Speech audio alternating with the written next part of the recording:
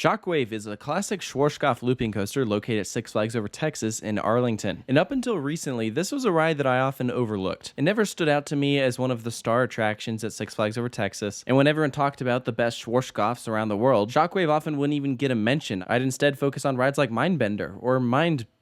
But following my recent visit to Six Flags Over Texas, I really gained a major appreciation for this ride, and it made me realize how ridiculous this coaster is. There are two major ejector hills on this ride that if you're sitting in the back seat, you get absolutely thrown over, and it is insane. It is by far the best airtime in the park. It doesn't have the most airtime in the park, that goes to New Texas Giant, but for pure shock value, I could not believe what I just experienced. So let's dive in a little closer and really get into this ride experience. First thing I gotta mention is the trains. If you've ridden a Schwarzkopf, you know that they tend to be pretty minimalistic. Unless, of course, you're going to like Mindbender or maybe Olympia looping. Then they tend to be pretty restrictive. But most Schwarzkopfs are pretty bare bones. You're essentially sitting in a box and there's a thin metal bar that you pull down. This is one of the keys for why this ride is so incredible. You feel very exposed, and for some of these moments, you're like, how is this the only restraint here? Now, following your departure out of the station, you begin ascending up a 116-foot tall lift hill, and this is a pretty slow climb. And if you've done Mindbender at Six Flags Over Georgia, it's pretty much the same thing over there. Those two rides are sister coasters. They feature a lot of similarities. They both have two vertical loops. The track style is the exact same, just slightly different layout. Mindbender's two loops are not back-to-back while Shockwave's are, but they both feature that very distinct,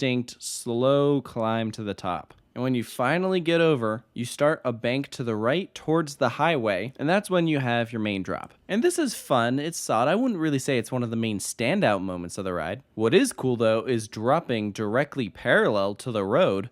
There's cars flying right by you. So the location of this thing is very distinct. I mean, if you're driving next to the park, this is probably one of the main rides that you're gonna see from the road. Now, following that drop, we have our two inversions. And I love a good Schwarzkopf vertical loop. Unlike most modern day looping coasters, these are a true circle. If you look at, for example, a B&M loop, it kind of forms an upside down raindrop look. It's more ovalish. It's done for rider comfort, kind of balances out the G-forces. Schwarzkopf said, nah, let's make them straight circles. And that's why they are so powerful, especially when you have two back-to-back. Be prepared to gray out here. These are intense. That was actually the first moment where I really started to go, hey, wait a minute, I think I like this more than Mindbender at Over Georgia. When you have the two back-to-back versus spread out, it's absolutely crazy. It's the same type of thing that you'd find on, say, Colossus the Fire Dragon at Lagoon, those two back-to-back vertical loops. I'd say right up there with Titan's Helix for most intense moments in the park. But they are not the best moments on Shockwave. If you're sitting up front, there's a great pop of airtime as you're rising up into this hill, kind of like a short little mid-course. Although in my opinion, this is 100% a backseat ride.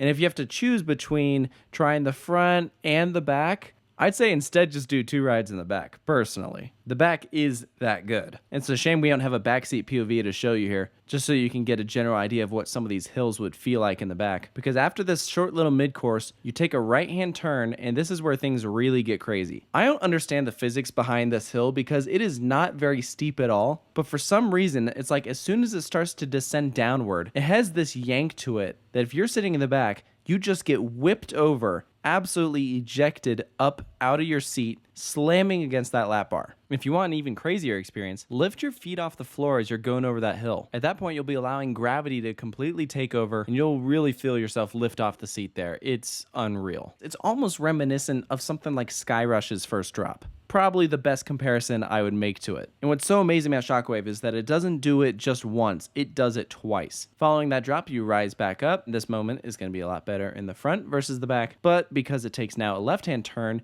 and drops again into what is a fairly shallow drop, but for some reason, when you're in the back, you get yanked over, and it's like almost terrifying. Like, I thought I was a goner. I thought, that's it, I'm dead. The airtime is just too good. It was one of those moments where I was so in shock that I was like, how does this exist? How is this allowed? And it's a shame that it doesn't get talked about enough. So those two moments that I really highlighted are by far the best parts of Shockwave. They could have stopped the ride right there and I would have been satisfied, but it does keep going. That drop is followed by an airtime pop, a left-hand turn, and another pop. These are some other great little ejector moments. You glide across a bit of straight track, a right-hand turn, and then a gradual little ascent into the brake run. It's definitely a strange layout. It's drop, turn, drop, turn. But this thing was just so well done that it really did not bother me. Again, those two main airtime moments that I just mentioned are just so insane. It absolutely makes riding Shockwave a memorable experience, something that you're going to be walking away from going, we got to do that again. And I wish that I had gained an appreciation for this ride earlier. I mean, I first visited Six Flags Over Texas in 2014 and then went back in 2016. And I remember both of those visits not really thinking a whole lot about this ride. I mean, granted, one of those visits, I did do it when it was running virtual reality. That was when Six Flags was trying out the new Revolution, which was cool. I mean, I didn't mind it at all. But I think it did take away from the fact that I was focusing more on that instead of the actual ride experience. But after I went back this past October, I was with some locals that said, make sure you do it in the back seat. And that was the best decision ever. Seriously, do not underestimate this ride. So for its final score, what am I giving it? How about an 8.5 out of 10? This thing opened in 1978 and it is still kicking butt. I hope this ride sticks around for many more decades to come. It really feels like a hidden gem, and frankly put, it's one of those roller coasters that you just gotta go out and experience, because on paper, it does not look like much. And I think that's why it was so surprising. It's once again one of those reasons why watching a point of view video simply just does not compare to actually going out there and sitting in that seat and experiencing it yourself. But I'd love to hear from you guys. What do you think of Shockwave at Six Flags Over Texas? Let me know down in the comments below if you agree with what I've said, and of course you can stay tuned for more coaster reviews here at Coaster Studios, and I'll see you next time.